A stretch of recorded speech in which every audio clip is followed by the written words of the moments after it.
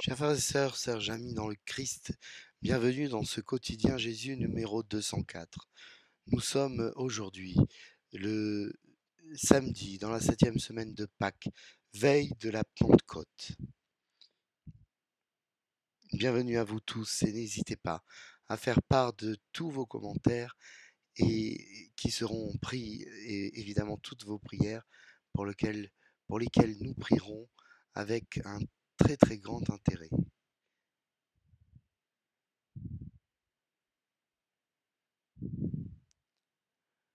Aujourd'hui donc, nous fêtons saint Augustin de Canterbury, prêtre et évêque. Demandons-lui de prier pour nous. Au nom du Père, du Fils et du Saint-Esprit. Amen. Confions au Seigneur cette méditation. Prions pour les enfants malades. Prions pour les enfants victimes d'abus. Prions pour que le Seigneur nous donne la force dans les difficultés, dans les peines, dans les moments de fatigue. Si certains ont la chance d'avoir une bonne constitution physique, d'autres, comme moi, se portent et se traînent. Seigneur, viens-nous en aide. Seigneur, viens-moi en aide. Pardonne-nous, Seigneur, tous nos manquements. À tes pieds, nous mettons tous nos péchés.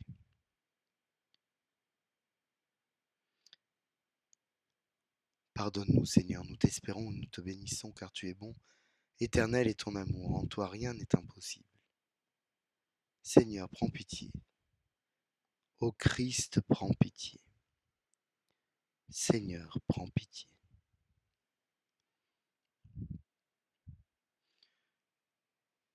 Nous allons le voir dans les textes, il est question d'une petite compétition entre deux apôtres. Que pourrions-nous dire de l'esprit de compétition ou de l'esprit de concurrence? Bien des mauvaises choses, bien des bonnes aussi. On dit souvent que cela fait avancer, que cela donne de l'ambition ainsi que l'envie de gagner. Il est bien certain que dans une compétition où il y a un gagnant et donc un perdant, nous voulons gagner. L'inverse serait même paradoxal. Seulement, il faut de la loyauté, de l'honnêteté.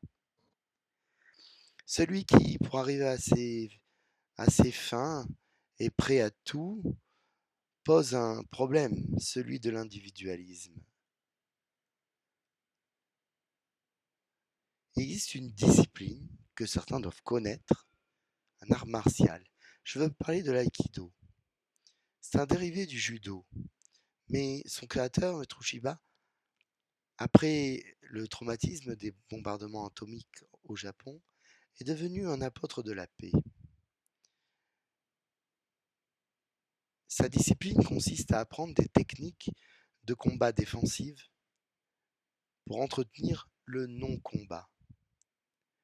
L'aïkido s'arrête dès que le combat commence. Il n'existe aucune compétition, seulement des démonstrations de techniques. L'aïkido utilise l'énergie négative et agressive d'un individu pour le faire échouer. Pour en revenir à la compétition, elle n'est pas mauvaise en soi, mais c'est nous qui pouvons la rendre destructrice et délétère. Notre Seigneur Jésus-Christ nous a enseigné qu'elle était inutile, car seul l'amour compte. Cela n'est pas toujours facile. Que Dieu nous vienne en aide. Dans la liturgie de ce jour, nous lisons la fin des Actes des Apôtres et la fin de l'évangile de notre Seigneur Jésus-Christ selon saint Jean. En ce temps-là, Jésus venait de dire à Pierre, suis-moi. S'étant retourné, Pierre aperçoit, marchant à leur suite, le disciple que Jésus aimait. C'est lui qui, pendant le repas, s'était penché sur la poitrine de Jésus pour lui dire, Seigneur, quel est celui qui va te livrer? Pierre, voyant donc ce disciple, dit à Jésus, et lui, Seigneur, que lui arrivera-t-il? Jésus lui répond, si je veux qu'il demeure jusqu'à ce que je vienne, que t'importe, toi, suis-moi. Le bruit courut donc parmi les frères que ce disciple ne mourrait pas. Or Jésus n'avait pas dit à Pierre qu'il ne mourrait pas, mais si je veux qu'il demeure jusqu'à ce que je vienne, que t'importe. C'est ce disciple qui témoigne de ces choses et qui les a écrites. Nous savons que son témoignage est vrai. Il y a encore beaucoup d'autres choses que Jésus a faites. Et s'il fallait écrire chacune d'elles, je pense que le monde entier ne suffirait pas pour contenir les livres que l'on écrirait. Nous acclamons ta parole, Seigneur. Louange à toi.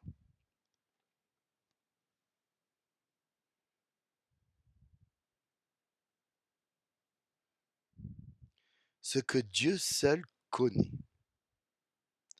Il semble à la fin du récit des Actes des Apôtres qu'il soit plus aisé à Paul de vivre en prison à Rome que libre ailleurs.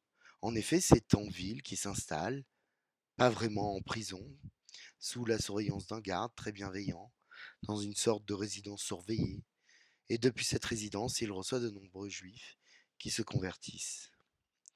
Le livre se termine ainsi, avec un Paul quasi libre, dont la suite ne nous est pas donnée, sans doute inconnue des auteurs.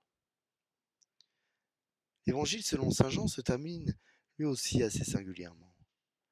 Après avoir été confirmé par Jésus comme ayant la primauté dans sa mission de chef de l'Église sur terre, Pierre se tourne vers Jean, le disciple que Jésus aimait, et qui était certainement le plus jeune d'entre eux, et demande à Jésus ce qu'il va bien pouvoir advenir de lui.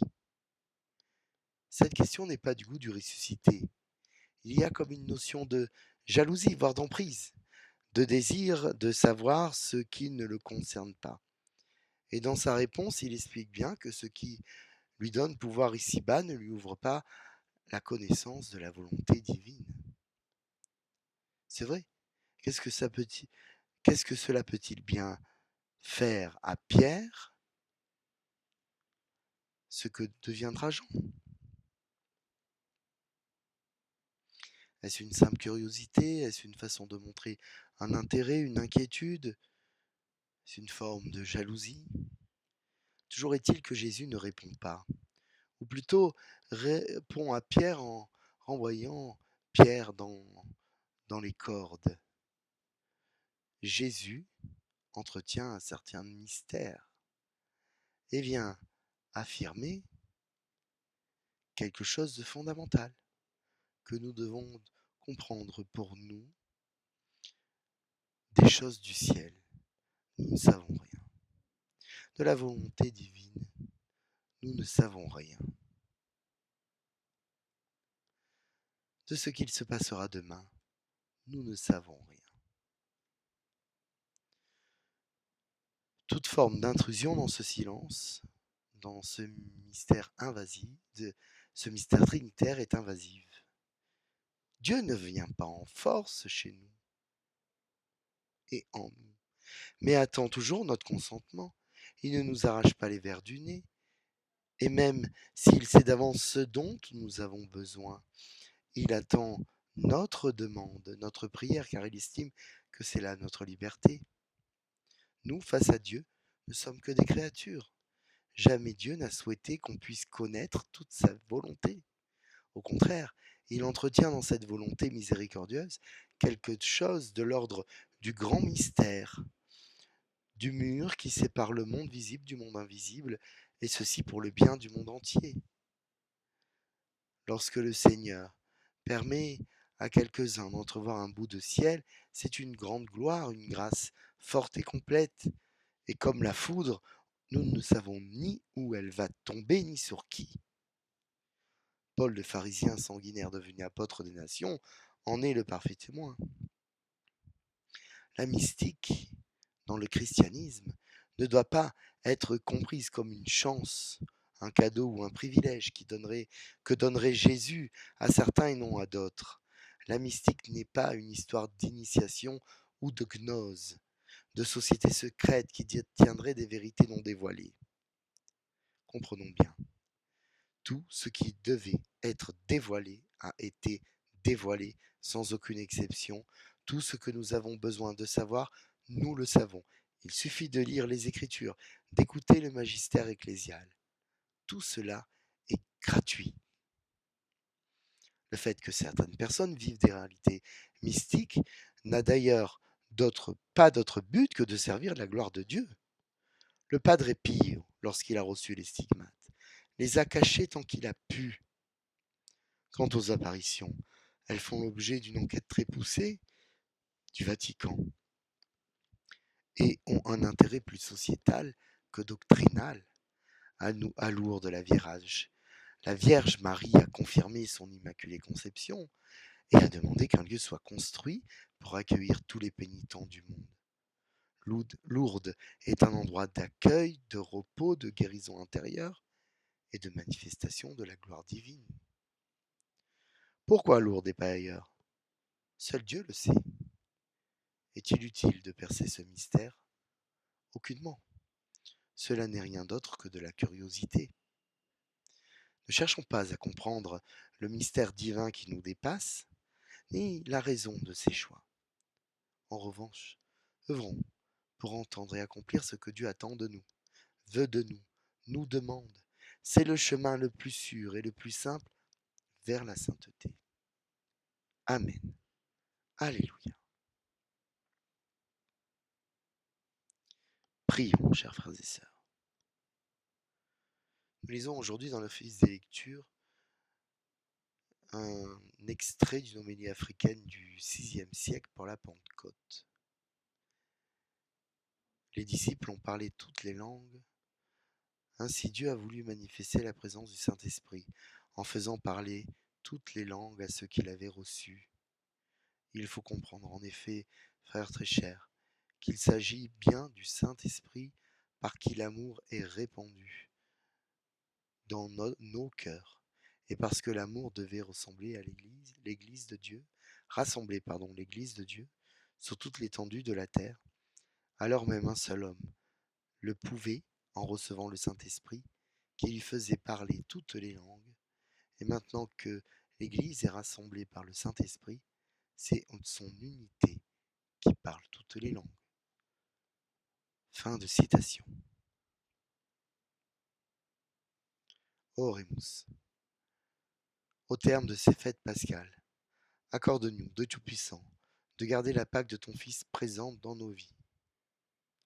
Par Jésus le Christ, ton Fils, notre Seigneur et notre Dieu, qui vit avec toi dans l'unité du Saint-Esprit, maintenant et pour les siècles des siècles. Amen. Bonne journée, bon samedi, bonne veillée de Pentecôte. Demandons au Seigneur qu'il nous bénisse, lui qui est Père, Fils et Saint-Esprit. Amen. Bonne journée, chers amis. À demain.